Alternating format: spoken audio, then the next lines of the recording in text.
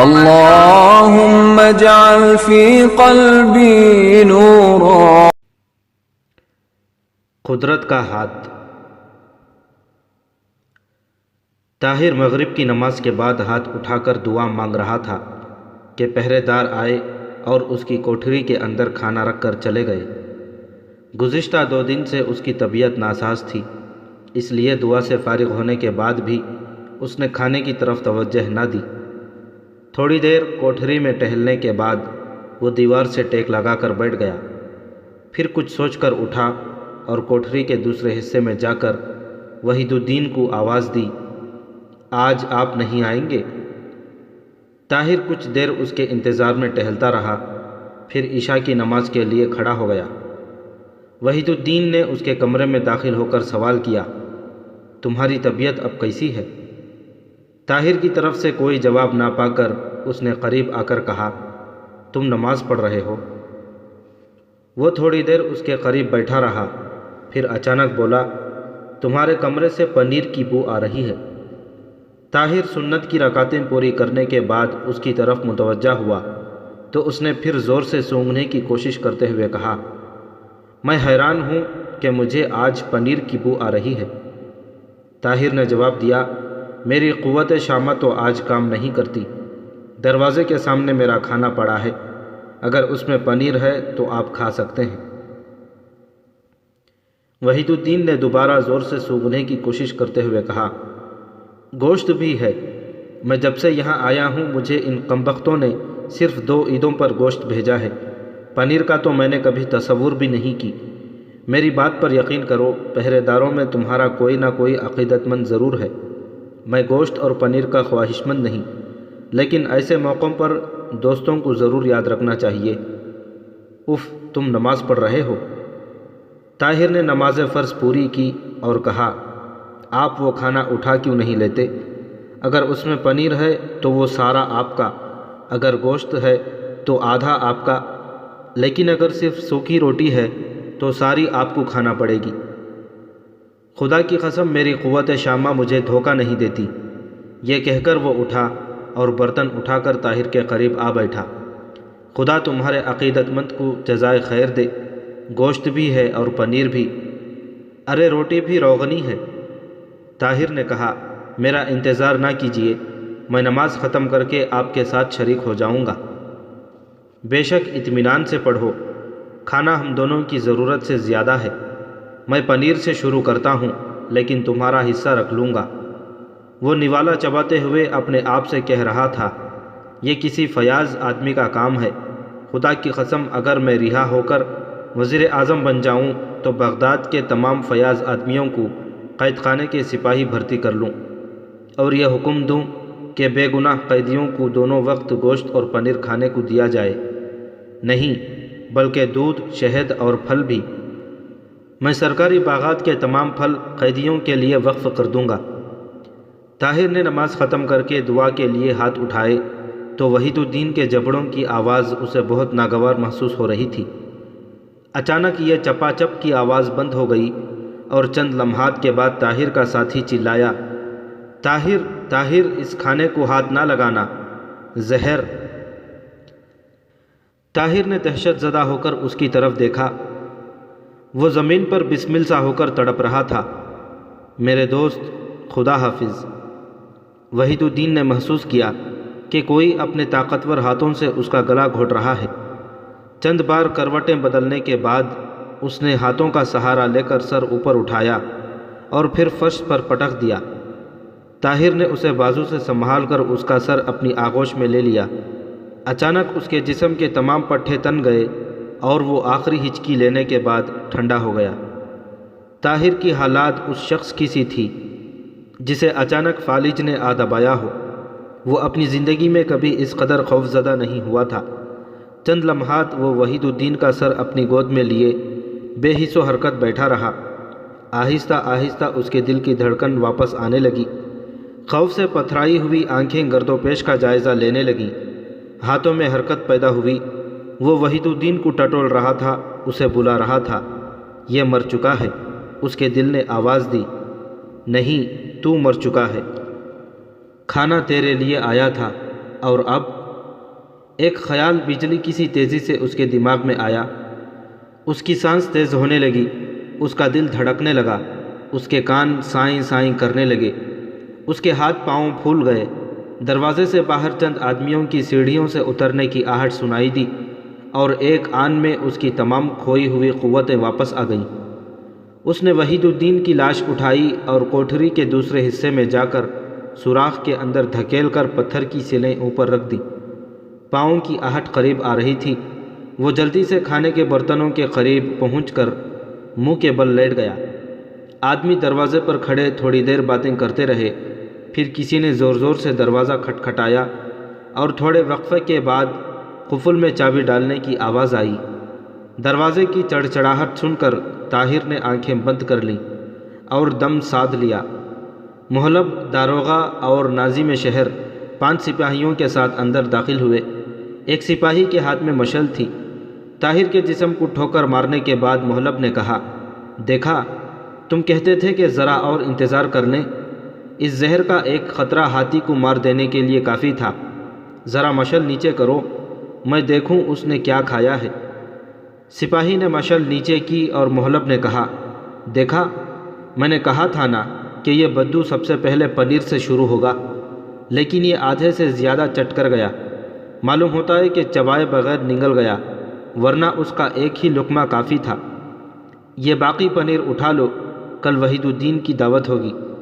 آؤ، میرا یہاں دم گھٹتا ہے، اب اسے سنبھالنا سپاہیوں کا کام ہے۔ دیکھو، لاش کے ساتھ پتھر ضرور باندھ لینا، لیکن وہ اتنا بھاری نہ ہو کہ وہیں ڈوب جائے، اور کل ماہی گیر اسے دکھاتے پھریں۔ پتھر صرف اتنا ہو کہ لاش پانی کی سطح پر ظاہر نہ ہو، لیکن بہتی ضرور رہے۔ داروغہ نے کہا، آپ فکر نہ کیجیے، یہ اس قسم کی 20 لاشیں ٹھکانے لگا چکے ہیں، یہ میرے خاص آدمی ہیں۔ محلب نے سونے چاندی کے کچھ سکے نکال کر سپاہیوں میں بانٹتے ہوئے کہا، یہ تمہارا انعام ہے۔ محلب، ناظم اور داروغہ چلے گئے۔ سپاہیوں نے طاہر کو گھسیٹ کر باہر نکالا اور کندھوں پر لاد کر چل دیے۔ دریا کے کنارے پہنچ کر انہوں نے اسے کشتی میں پھینک دیا۔ طاہر کی کمر میں سخت چوٹ آئی، لیکن اس کے منہ سے کوئی آواز نہ نکلی۔ 3 سپاہی واپس چلے گئے اور 2 سپاہی کشتی کو پانی میں دھکیل کر اس پر سوار ہو گئے۔ ایک سپاہی نے کہا، تم اس کی کمر کے ساتھ پتھر باندھو اور میں چپو چلاتا ہوں۔ تم سب برے کام مجھ سے کرواتے ہو، اب اس کے ساتھ اور کیا برائی ہو سکتی ہے؟ آج تم یہ کام کر لو، میں کل کر لوں گا۔ کل بھی ہمیں 2 اشرفیاں مل جائیں گی۔ خدا کرے وزیر خارجہ چند اور آدمیوں پر بھی اپنے زہر کی آزمائش کرے، لیکن دوست، اس کام سے وزیر اعظم اور داروغہ نے جو کچھ حاصل کیا ہوگا اس کا 1000واں حصہ بھی ہمیں نہیں ملا۔ کشتی پر تمام ضروری چیزیں رکھی ہوئی تھیں۔ سپاہی نے طاہر کی کمر میں رسی ڈال کر اس کے ساتھ ایک پتھر باندھ دیا۔ منجھدھار میں پہنچ کر دونوں نے طاہر کو ہاتھ اور پاؤں سے پکڑا اور آہستہ سے پانی میں ڈال دیا۔ طاہر کچھ دیر دم روکے پانی کے ساتھ بہتا رہا۔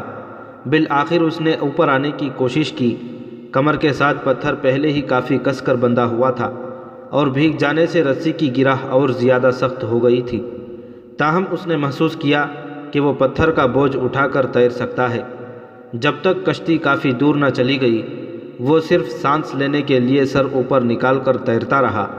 اس نے چند بار اپنے کمر کے بوجھ سے چھٹکارا حاصل کرنے کی کوشش کی، لیکن اسے کامیابی کے بجائے چند غوطے آ گئے۔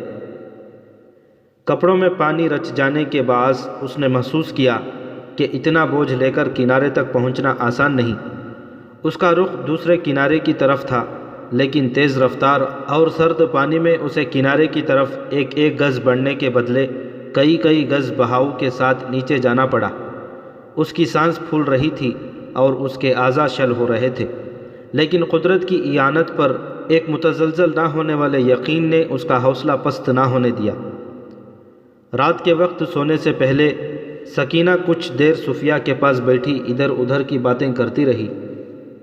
صفیہ بے توجہی سے کبھی کبھی کسی بات کا جواب دیتی اور پھر خاموش ہو جاتی۔ جاؤ سکینہ، سو جاؤ، صفیہ یہ کہتی ہوئی بستر پر لیٹ گئی۔ سکینہ اٹھ کر آہستہ آہستہ برابر والے کمرے کی طرف بڑھی، دروازے کا پردہ اٹھایا لیکن کچھ سوچ کر صوفیہ کی طرف دیکھنے لگی۔ صوفیہ، اس نے جھجکتے ہوئے کہا، میں تمہیں ایک چیز دکھانا چاہتی ہوں۔ وہ کیا؟ ابھی لاتی ہوں۔ سکینہ اپنے کمرے سے چاندی کا ایک چھوٹا سا ڈبہ اٹھا لائی اور کرسی کھسکا کر صوفیہ کے بستر کے قریب بیٹھ گئی۔ بھلا اس میں کیا ہے؟ سکینہ نے معصومیت سے سوال کیا۔ مجھے کیا معلوم؟ دیکھو تو صحیح۔ سکینہ نے ڈبہ کھول کر اس کی آنکھوں کے سامنے کر دیا۔ صوفیہ نے بے پرواہی سے گردن اوپر اٹھائی اور ایک نظر ڈالنے کے بعد پھر اپنا سر تکیے پر رکھ دیا۔ سکینہ نے ڈبے سے چمکتے ہوئے موتیوں کا ہار نکال کر اسے دکھاتے ہوئے کہا، یہ لو، میں نے آج ہی منگوایا ہے۔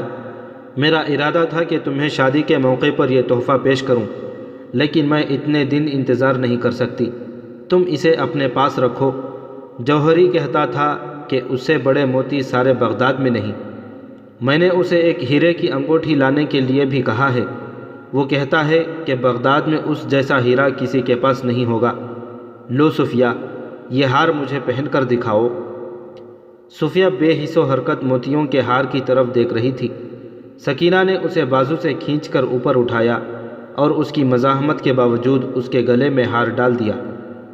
صوفیہ ہار اتارنے کی کوشش کر رہی تھی اور سکینہ اسے روک رہی تھی۔ اس زور آزمائی میں ہار کی لڑی پر دونوں کی گرفت مضبوط ہوتی گئی۔ سکینہ کہہ رہی تھی، خدا کے لیے اسے مت اتارو، یہ بدشگونی ہے۔ نہیں، مجھے تمہارے موتیوں اور تمہارے ہیروں سے نفرت ہے۔ مجھے اس محل سے نفرت ہے۔ مجھے اپنی زندگی سے نفرت ہے۔ سکینہ، مجھے تنگ نہ کرو۔ اس کشمکش میں ہار ٹوٹ گیا۔ کچھ موتی بستر اور کچھ فرش پر بکھر گئے۔ سکینہ نے آپ دیدہ ہو کر کہا، تم بہت ظالم ہو۔ صوفیہ نے قدرے نرم ہو کر کہا، سکینہ، مجھے معاف کر دو۔ میں صبح ان موتیوں کو اپنے ہاتھوں سے پرو کر پہن لوں گی، لیکن صرف تمہارے لیے، کسی اور کے لیے نہیں۔ لیکن تم نے قاسم کے ساتھ شادی کا وعدہ نہیں کیا۔ تم نے کھانا کھاتے وقت امی جان کے سامنے رضامندی کا اظہار نہیں کیا۔ میں جانتی ہوں کہ تم صرف مجھے رلانا چاہتی ہو۔ سکینہ، میرا مطلب یہ تھا کہ اگر میں زندہ رہی تو قاسم کے ساتھ شادی کر لوں گی۔ پگلی، لوگ جیسے مر کر شادی کیا کرتے ہیں۔ لیکن سکینہ، شادی سے پہلے اگر مجھے موت آ جائے تو؟ بگو نہیں، تم 80 سال تک جیو گی۔ سکینہ نے موتی چن کر ڈبے میں ڈالتے ہوئے کہا، میں صبح خود اسے پرو کر تمہارے گلے میں ڈال دوں گی، قاسم، امی اور ابا کے سامنے، بلکہ تمام سہیلیوں کے سامنے۔ سکینہ اپنے کمرے میں جا کر سو گئی۔ صوفیہ کچھ دیر بستر پر لیٹ کر چھت کی طرف دیکھتی رہی۔ پھر اس نے کتاب اٹھا کر پڑھنے کی کوشش کی، لیکن چند ورق الٹنے کے بعد کتاب ایک طرف رکھ دی اور شمع بجھا کر سونے کی کوشش کی، لیکن اسے نیند نہ آئی۔ چند کروٹیں بدلنے کے بعد وہ اٹھ کر کمرے میں ٹہلنے لگی۔ ٹہلتے ٹہلتے کرسی پر بیٹھ گئی، پھر اٹھ کر دروازہ کھولا اور دبے پاؤں باہر نکل آئی۔ برآمدوں سے گزرتی ہوئی محل کے دوسرے سرے پر دریا کے کنارے جا پہنچی۔ راستے میں اسے یہ خیال آیا کہ وہ ننگے پاؤں ہیں، لیکن اس نے پرواہ نہ کی۔ وہ کچھ دیر کونے کے کمرے میں سامنے بلند چبوترے پر کھڑی چاند کی روشنی میں دریا کا منظر دیکھتی رہی۔ پھر وہ آہستہ آہستہ سیڑھیوں پر پاؤں رکھتی نیچے اتری اور آخری سیڑھی پر، جو پانی کی سطح سے ایک بالشت اوپر تھی، بیٹھ گئی۔ قاسم اسے یہ خوشخبری دے چکا تھا کہ طاہر آج رات آزاد ہو جائے گا اور شاید آزاد ہوتے ہی بغداد سے نکل جائے۔ اسے جس قدر اس کے آزاد ہونے کی خوشی تھی، اسی قدر اس بات کا غم تھا کہ باقی تمام زندگی بغداد کا پر رونق شہر اسے سونا نظر آئے گا۔ اس کی زندگی کی مسکراہٹیں ہمیشہ کے لیے چھن جائیں گی۔ کاش وہ آزاد ہو کر یہاں رہ سکتا، کاش وہ اس کے ساتھ جا سکتی۔ چند قدم کے فاصلے پر ایک مچھلی اچھلی اور پھر پانی میں غائب ہو گئی۔ صوفیہ نے اپنے دل میں کہا، مجھ میں اور اس مچھلی میں کوئی فرق نہیں۔ یہ آسمان کو ایک بڑا سمندر سمجھ کر ایک ہی جست میں وہاں پہنچ جانا چاہتی ہے۔ اپنے چھوٹے چھوٹے پر دیکھ کر اسے یہ خیال گزرتا ہے کہ شاید میں اڑ سکتی ہوں، لیکن یہ پانی کی سطح سے اوپر ایک نگاہ سے دیکھ بھی نہیں سکتی۔ اسے کیا معلوم کہ اس کے پر صرف تیرنے کے لیے ہیں، اڑنے کے لیے نہیں۔ یہ پانی کی گہرائی میں غوطہ لگا کر نچلی سطح کے کیچڑ تک پہنچ سکتی ہے، نیلگوں فضا میں پرواز نہیں کر سکتی۔ صوفیہ، یہ محل تیرنے کے لیے ایک جھیل ہے۔ تو نے اس کے گدلے اور بدبودار پانی کی سطح پر تیرتے ہوئے آسمان کی بلندیوں پر اڑنے والا ایک آزاد پرندہ دیکھا۔ تو نے پانی سے اچھل کر اس کا ساتھ دینا چاہا، لیکن تیرے پاس اڑنے کے لیے پر نہ تھے۔ تیرے ساتھی آسمان سے سرگوشیاں کرنے والے عقاب نہیں، اس بدبودار اور گدلے پانی میں رہنے والے کچھوے ہیں۔ لیکن نہیں، شکاریوں نے اسے پکڑ کر ایک پنجرے میں بند کر دیا، اور ایک کچھوے نے آ کر تجھ سے یہ کہا کہ اگر تو اس کیچڑ میں میرے ساتھ رہنا پسند کرے تو میں اس عقاب کو پنجرے سے نکال دوں گا۔ تو نے اس عقاب کو آزاد کروانے کے لیے یہ وعدہ کر لیا۔ تو نے بہت اچھا کیا، لیکن کیا تو اس قابل نفرت کچھوے کے ساتھ کیچڑ میں رہ سکے گی؟ تجھے صرف موت اس کشمکش سے نجات دلا سکتی ہے۔ خودکشی نہیں، یہ بزدلی ہے، یہ خدا کی رحمت سے انکار ہے، یہ انسانیت کی توہین ہے۔ اس نے آنکھوں میں آنسو بھرتے ہوئے آسمان کی طرف دیکھا اور ہاتھ پھیلا کر بلند آواز میں کہا، میرے اللہ، مجھے ہمت دے، مجھے صبر دے۔ ایک بے کس عورت جس کا دنیا میں کوئی نہیں، آج تیری رحمت کا سہارا لیتی ہے۔ وہ اٹھنے کا ارادہ کر رہی تھی کہ اسے اپنے قریب پانی میں ایک ہلکا سا شور سنائی دیا۔ اس نے چونک کر ادھر ادھر دیکھا۔ سیڑھی سے چند قدم کے فاصلے پر کوئی پانی میں آہستہ آہستہ ہاتھ پاؤں مار رہا تھا۔ خوف سے اس کا دل دھڑکنے لگا اور وہ چند سیڑھیاں اوپر چڑھ کر کھڑی ہو گئی۔ ایک آدمی پانی میں ڈوب کر ابھرنے کی کوشش کر رہا تھا۔ صوفیہ نے محسوس کیا کہ اس کی طاقت جواب دے چکی ہے۔ چند گز نیچے جانے کے بعد وہ سیڑھی کے قریب پہنچ گیا۔ اس نے دونوں بازو سیڑھی پر پھیلا کر اپنا سر ٹیک دیا، لیکن کمر سے نیچے اس کا باقی جسم پانی میں تھا۔ ایک دفعہ صوفیہ کو بھاگ جانے کا خیال آیا، لیکن خوف پر ہمدردی غالب آ گئی۔ وہ ڈرتے ڈرتے نیچے اتری۔ کون ہو تم؟ اس نے سہمی ہوئی آواز میں کہا۔ اس نے جنبش تک نہ کی، وہ بری طرح ہانپ رہا تھا۔ صوفیہ ذرا اور جرأت کر کے آگے بڑھی اور اس سے 2 سیڑھیاں اوپر کھڑی ہو کر بولی، میں پوچھتی ہوں کون ہو تم اور اس وقت یہاں کیوں آئے ہو؟ اس نے سر اوپر اٹھایا اور ایک نظر صوفیہ کو دیکھنے کے بعد پھر نیچے ڈال دیا۔ ایک ثانیے کے لیے صوفیہ کے پاؤں زمین سے پیوست ہو کر رہ گئے۔ اس نے گھٹی ہوئی آواز میں کہا،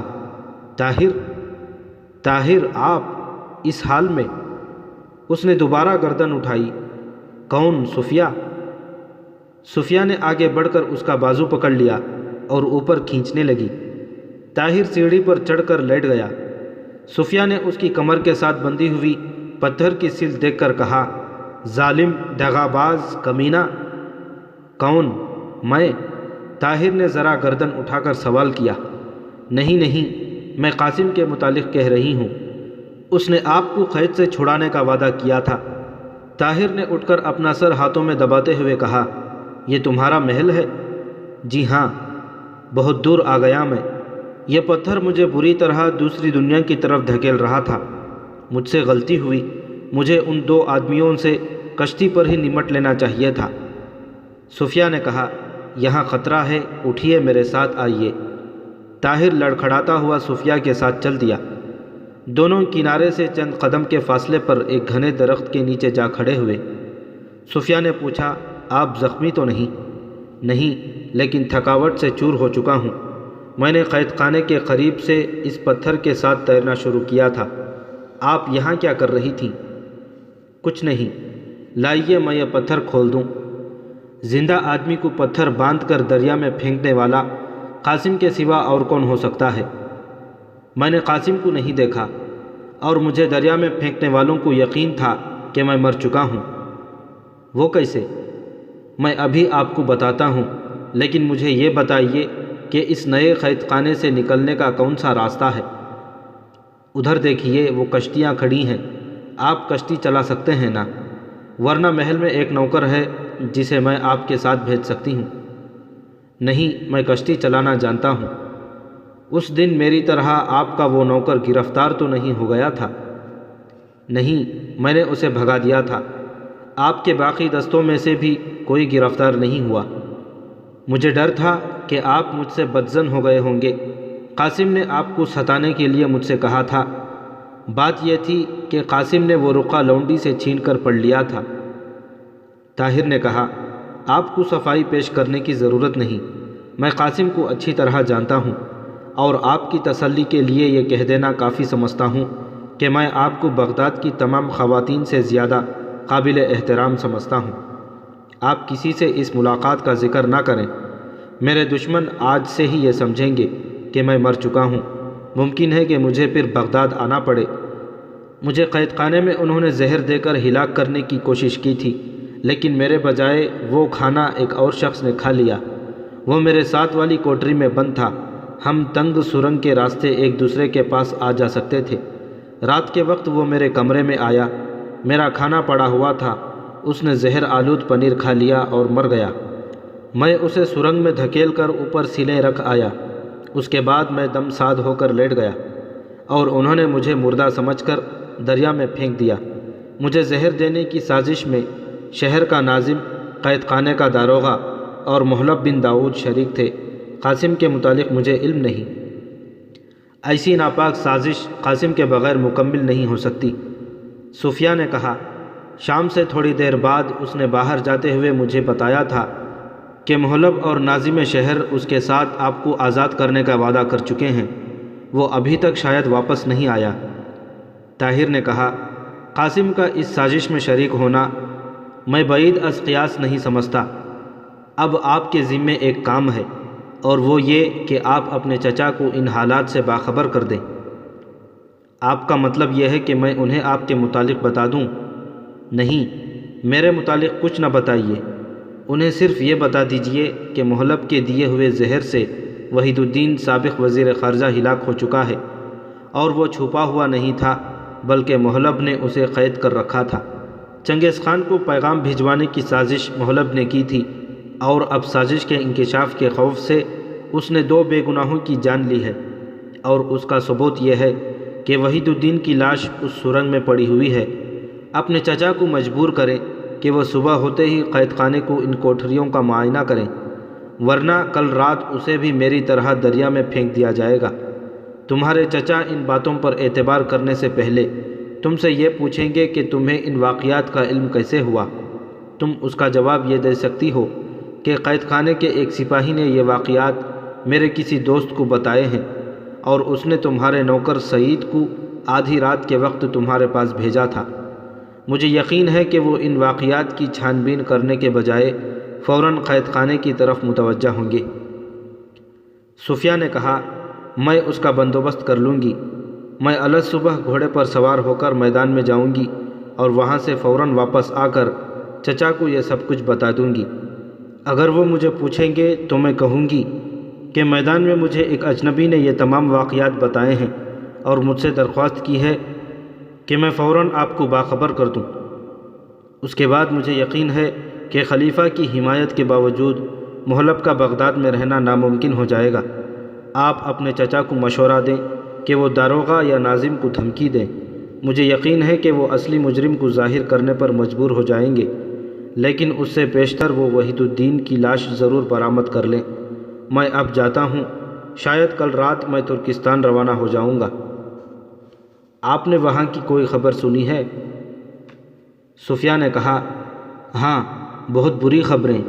تاتاری بخارا اور سمرقند کے علاوہ شمال کے کئی اور شہر فتح کر چکے ہیں، اور اب ان کی افواج جنوب اور مشرق کے شہروں کی طرف بڑھ رہی ہیں۔ بلخ کے متعلق کوئی خبر سنی؟ بلخ پر حملہ ہونے والا ہے۔ بہت اچھا، میں جاتا ہوں۔ صفیہ نے اس کا راستہ روکتے ہوئے کہا، میں ایک بار ٹھکرائی ہوئی درخواست دوبارہ دہرانا نہیں چاہتی، لیکن جیتے جی انسان کے ہاتھ امید کے دامن سے جدا نہیں ہوتے۔ میں یہاں رہنا نہیں چاہتی، مجھے یہاں سے لے چلیے۔ اگر اپنے ساتھ نہیں تو مجھے مدینہ بھیج دیجیے، میں وہاں آپ کا انتظار کروں گی۔ نہیں نہیں، یہ موضوع نہ چھیڑو۔ صفیہ نے کہا، لیکن کیوں؟ آپ مجھے اس قدر قابل نفرت کیوں سمجھتے ہیں؟ طاہر نے جواب دیا، میں آپ کو قابل نفرت نہیں سمجھتا، بلکہ اس بات سے ڈرتا ہوں کہ آپ کی نظروں میں قابل نفرت نہ بن جاؤں۔ صفیہ کچھ کہنا چاہتی تھی، لیکن دو پہرے دار باتیں کرتے ہوئے برآمدے سے نکلے اور چبوترے پر کھڑے ہو گئے۔ ایک کہہ رہا تھا، قاسم رات ہوتے ہی کشتی پر دوسرے کنارے گیا تھا، ابھی تک نہیں لوٹا۔ دوسرے نے کہا، بھائی شادی کی تیاریاں ہو رہی ہیں، وہ کسی جوہری کی دکان لوٹنے گیا ہوگا۔ کس کی شادی؟ ارے قاسم کی۔ کس کے ساتھ؟ یہ تو ہمارے استبل کے سائیں بھی جانتے ہیں، صفیہ کے ساتھ۔ بالکل بکواس۔ صفیہ کے متعلق تو اس محل کے چمکادر بھی یہ جانتے ہیں کہ اسے قاسم کے ساتھ روز پیدائش سے نفرت چلی آ رہی تھی۔ لگاؤ شرط۔ تم پہلے میرے ساتھ کئی شرطیں ہار چکے ہو۔ پہلے پچھلی شرط کے 4 دینار مجھے دے دو، پھر نئی شرط لگاؤں گا، وہ میں تمہیں صبح ہوتے ہی دے دوں گا۔ لیکن مزہ جب ہے کہ تم میرے ساتھ 20 دینار کی شرط لگاؤ۔ منظور ہے، لیکن ایسے نہیں۔ چلو صادق کے سامنے دونوں قسم کھاتے ہیں۔ چلو۔ سپاہی چل دیے اور طاہر نے آہستہ سے پوچھا، کیا یہ درست ہے؟ ہاں، قاسم نے آپ کو اس شرط پر قید سے آزاد کرنے کا ذمہ لیا تھا کہ میں اس کے ساتھ شادی کرنے کا وعدہ کروں، اور مجھے آپ کے لیے یہ وعدہ کرنا پڑا۔ اب اس انکشاف کے بعد میں اس وعدے سے آزاد ہوں گی، لیکن اگر اس کے باوجود آپ یہ سمجھتے ہیں کہ میری وجہ سے آپ اپنی نظروں میں قابل نفرت بن جائیں گے تو مجھے حکم دیجیے۔ اس دنیا کی ذلت کا کوئی گڑھا ایسا نہیں جس میں میں آپ کا حکم سن کر آنکھیں بند کر کے کودنے کے لیے تیار نہ ہو جاؤں۔ اس محل میں رہتے ہوئے میرے لیے 2 ہی راستے ہیں، قاسم کے ساتھ شادی کر لوں یا اس دریا میں ڈوب جاؤں۔ اگر میری یہ قربانی عالم اسلام کی بے کس بہنوں کو کوئی فائدہ پہنچا سکتی ہے تو میں اس کے لیے تیار ہوں، لیکن خدا میرا گواہ ہے کہ میں صرف آپ کو چاہتی ہوں، اور جب تک زندہ رہوں گی آپ کو چاہتی رہوں گی۔ اگر یہ ایک جرم ہے تو میں مجرم ہوں، اگر اس جرم کی سزا موت ہے تو خدا کے لیے اپنے ہاتھوں سے میرا گلا گھونٹ دیجیے، مجھے اس پتھر کے ساتھ باندھ کر دریا میں دھکیل دیجیے۔ میں آپ کو اپنا قاضی بناتی ہوں، آپ سے اپنے متعلق فتویٰ پوچھتی ہوں۔ اگر میں نے اس کیچڑ میں پلنے والے کیڑوں کے بجائے اپنی قسمت کے لیے ایک انسان تلاش کرنے میں کوئی جرم کیا ہے تو بتائیے میری سزا کیا ہے؟ آپ کہتے تھے کہ ترکستان کے میدان خطرناک ہیں، لیکن کاش آپ کو یہ معلوم ہوتا کہ عورت جسے چاہتی ہے اس کے ساتھ تیروں کی بارش میں بھی خوش رہ سکتی ہے، لیکن اس کے بغیر اسے سونے کے محل بھی قید خانے معلوم ہوتے ہیں۔ وہ رو رہی تھی۔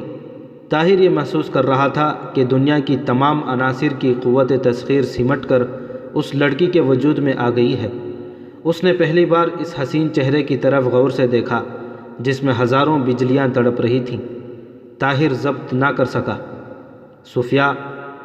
صفیہ، کاش مجھے پہلے معلوم ہوتا، مجرم تم نہیں میں ہوں۔ قراقرم جانے سے پہلے مجھے معلوم نہ تھا کہ تم مجھے اس حد تک قابل توجہ سمجھتی ہو، لیکن اس سفر میں… طاہر یہاں تک کہہ کر خاموش ہو گیا۔ صفیہ جیسے گہرے پانی میں غوطہ لگا کر سانس لے رہی ہو۔ طاہر کے منہ سے اپنا نام سن کر وہ پھر امید کا چھوٹا ہوا دامن پکڑ رہی تھی۔ بتائیے، اس سفر میں کیا ہوا؟ بتائیے۔ میں ایک لڑکی کے ساتھ شادی کا وعدہ کر چکا ہوں۔ طاہر کا خیال تھا کہ وہ یہ الفاظ سننے کے بعد اس پر حقارت سے ایک نگاہ ڈالنے کے بعد بھاگ جائے گی، لیکن اسے جنبش تک نہ ہوئی۔ نفرت اور حقارت کے بجائے اس کے ہونٹوں پر ایک دل فریب مسکراہٹ تھی۔ تلخ ہونے کے بجائے اس نے میٹھی اور دلکش آواز میں کہا، تو تم مجھ سے نفرت نہیں کرتے؟ میں تم سے کیسے نفرت کر سکتا ہوں؟ کیا وہ خوبصورت ہے؟ ہاں، یقیناً مجھ سے کہیں زیادہ خوبصورت ہوگی۔ نہیں، مجھے معلوم نہیں۔ صفیہ نے کہا، اگر آپ اس کے ساتھ شادی کا وعدہ نہ کر چکے ہوتے تو کیا پھر بھی میری التجائیں ٹھکرا دیتے اور مجھے ساتھ لے جانے سے انکار کر دیتے؟ ہاں، موجودہ حالات میں فرض مجھے انکار پر مجبور کرتا۔ میں میدان میں تمہاری حفاظت کرنے کے بجائے اس شہر اور ملک کی 4 دیواری پر پہرا دینا زیادہ آسان سمجھتا ہوں۔ اس کا نام کیا ہے؟ ثریا۔ کہاں ہے وہ؟ بلخ میں۔ اگر اسے یہ معلوم ہو جائے کہ اس کی طرح بغداد میں بھی اس کی ایک بہن آپ کو چاہتی ہے تو کیا وہ اسے اپنی حق تلفی سمجھے گی؟ نہیں، وہ حسد سے بہت بلند ہے۔ ایک عورت دوسری عورت کی مجبوریاں سمجھ سکتی ہے۔ آپ اس کے ساتھ شادی کر لیں۔ میں اس امید پر زندہ رہوں گی کہ میں کسی دن اس سے رحم کی بھیک مانگ کر آپ کے پاس پہنچ جاؤں گی اور ہم دونوں اپنے لیے آپ کا دامن کشادہ پائیں گے۔ میں اس کی لونڈی بن کر بھی گزارا کر لوں گی۔ میں صرف یہ جاننا چاہتی تھی کہ آپ مجھ سے نفرت تو نہیں کرتے۔ یہ میرے لیے بہت بڑا انعام ہے، بہت بڑا سہارا ہے۔ اس مضبوط چٹان پر کھڑی ہو کر میں ساری دنیا کے ساتھ لڑ سکتی ہوں۔ میں اب چچا، چچی اور قاسم کو جواب دے سکتی ہوں۔ مجھے کسی کا خوف نہیں۔ طاہر نے کہا، صفیہ، میں وعدہ کرتا ہوں کہ ترکستان سے فارغ ہوتے ہی یہاں آؤں گا۔ اس وقت تک میرے متعلق شاید تمہارے چچا کی رائے بھی بدل جائے اور میں اس بہت بڑے انعام کے لیے دامن پھیلا سکوں۔ میں تمہیں یقین دلاتا ہوں کہ میری محبت کے آسمان پر ہر وقت 2 ستارے جگمگاتے رہیں گے۔ میری نگاہوں میں تمہارا اور ثریا کا درجہ ایک ہوگا۔ صفیہ نے کہا، میں آپ کے دامن کی گرد بن کر بھی آپ کے ساتھ رہوں گی۔ بلخ میں رہنے والی بہن کو میرا سلام دیجیے اور اس کے پاس میری ایک نشانی لیتے جائیے۔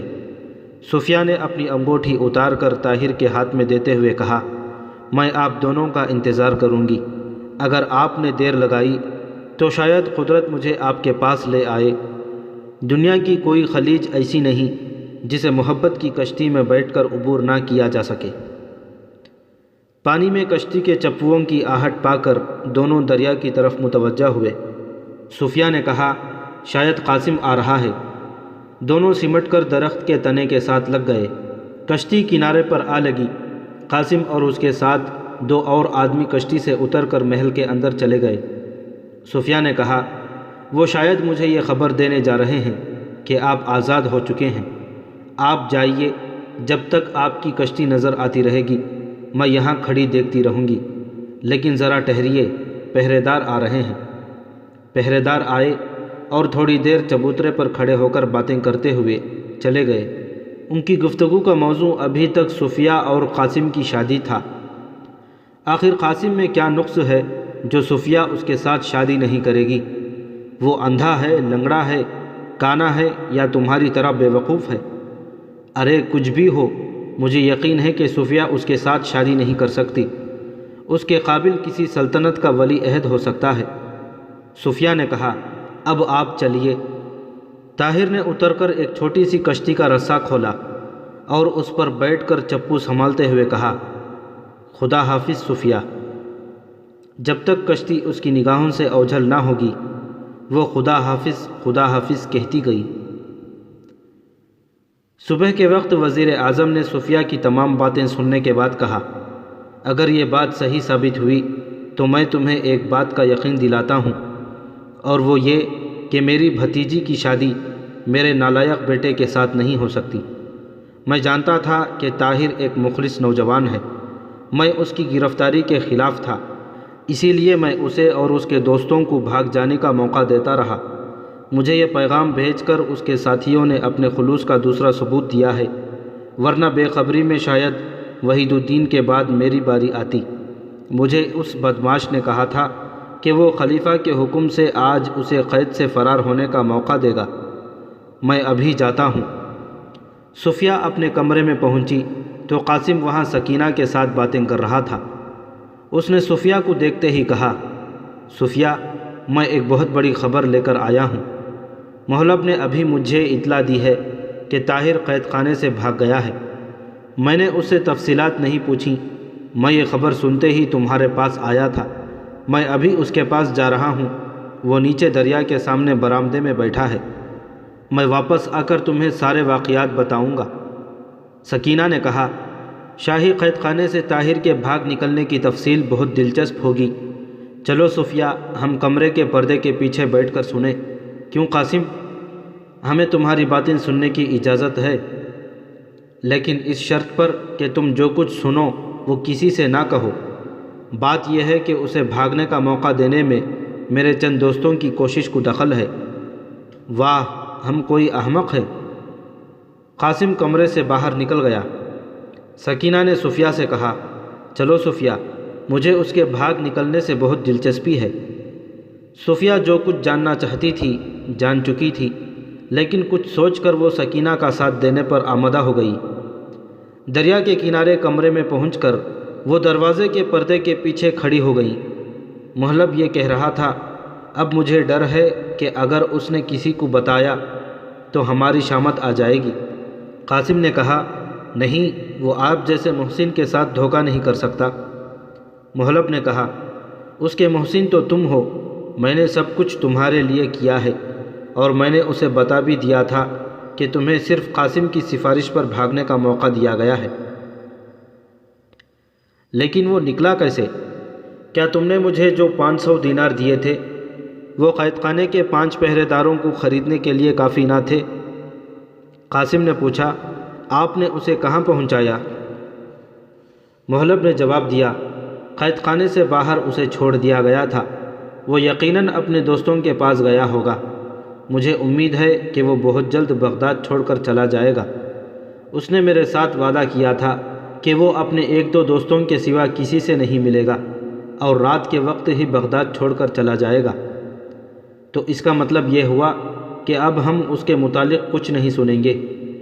مجھے افسوس ہے کہ حکومت کے بعض عہدیدار اس سے بدظن ہو گئے، ورنہ وہ ایک کارآمد نوجوان تھا۔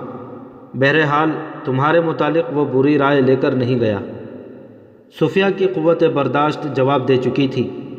اس نے چہرے پر نقاب ڈال کر دروازے کا پردہ اٹھایا اور برآمدے میں داخل ہو کر بولی، تم دونوں کس کو بے وقوف بنانا چاہتے ہو؟ یہ خبر آدھے شہر میں مشہور ہو چکی ہے کہ ماہی گیروں نے آدھی رات کے بعد دریا سے ایک لاش نکالی ہے، اور وہ لاش طاہر کی ہے۔ قاسم اور محلب کے چہروں پر ہوائیاں اڑنے لگیں اور وہ پھٹی پھٹی آنکھوں سے صفیہ کی طرف دیکھنے لگے۔ صفیہ نے کہا، اور چچا جان تیسرے پہر سنتے ہی خود قید خانے میں تحقیقات کے لیے چلے گئے تھے۔ وہاں ایک اور لاش ملی ہے، اور اس کے منہ میں زہر آلود پنیر تھا۔ وحید الدین سابق وزیر خارجہ کی لاش۔ اور جانتے ہو کہ چچا کو داروغہ نے کیا بتایا ہے؟ رات کے وقت بغداد کے ایک بہت بڑے غدار کے حکم سے 2 آدمیوں کو زہر دیا گیا تھا۔ ایک وہ جس کے متعلق تم ابھی باتیں کر رہے تھے، جس کی لاش بغداد کے کسی چوراہے پر انتقام کے لیے پکار رہی ہے۔ دوسرا وہ جس کے قید ہونے کا علم تمہارے دوست اور اس کے چند ساتھیوں کے سوا کسی کو نہ تھا۔ محلب اٹھ کر کھڑا ہو گیا۔ صفیہ نے چلا کر کہا، زمین تمہارے جیسے بد کردار کو کوئی جگہ نہیں دے گی۔ شہر میں تمہاری تلاش جاری ہے۔ اس محل کے ہر دروازے پر سپاہی کھڑے ہیں۔ بغداد کا بچہ بچہ تمہاری بوٹیاں نوچنے کے لیے تیار ہے۔ قاسم نے صفیہ کا بازو پکڑ کر اسے جھنجھوڑتے ہوئے کہا، صفیہ، کیا کہہ رہی ہو؟ ہوش کی بات کرو۔ مجھے چھوڑ دو، مجھے تم سے نفرت ہے، تم کمینے اور مکار ہو۔ قاسم نے اس کے منہ پر ایک چپت رسید کی اور اسے گھسیٹتا ہوا اندر لے گیا۔ وہ چلائی، بزدل آدمی عورتوں کے ساتھ زور آزمائی کے سوا اور کیا کر سکتا ہے؟ سکینہ نے آگے بڑھ کر کہا، صفیہ تمہیں کیا ہو گیا؟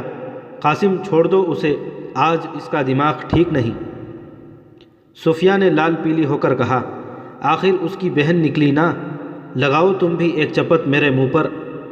سکینہ نے کہا، صفیہ خدا کے لیے زبان بند کرو، وہ معزز آدمی کیا خیال کرے گا؟ صفیہ نے کہا، چور، ڈاکو، قاتل، خدا کے لیے سپاہیوں کو بلاؤ، چچا جان اس کی تلاش میں ہے، وہ بھاگ نہ جائے۔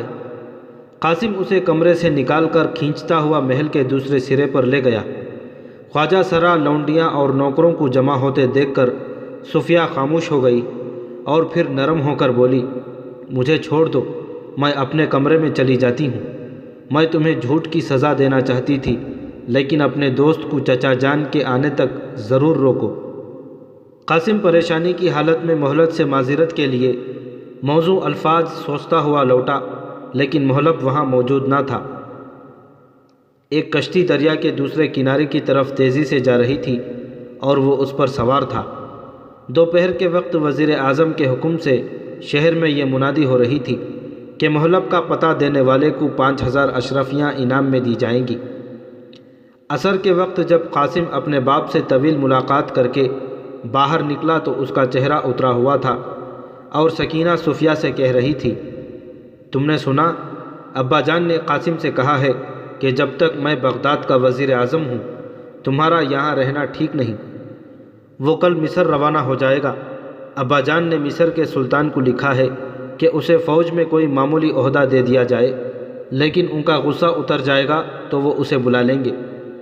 اگلے دن شہر میں یہ خبر مشہور ہو چکی تھی کہ رات کے وقت 1000 سوار تاتاریوں کے خلاف خوارزم شاہ کا ساتھ دینے کے لیے بغداد چھوڑ کر چلے گئے ہیں۔ رب ذوالجلال کے دیدار کی تڑپ لیے کچھ لوگ جو ہم سے بہت دور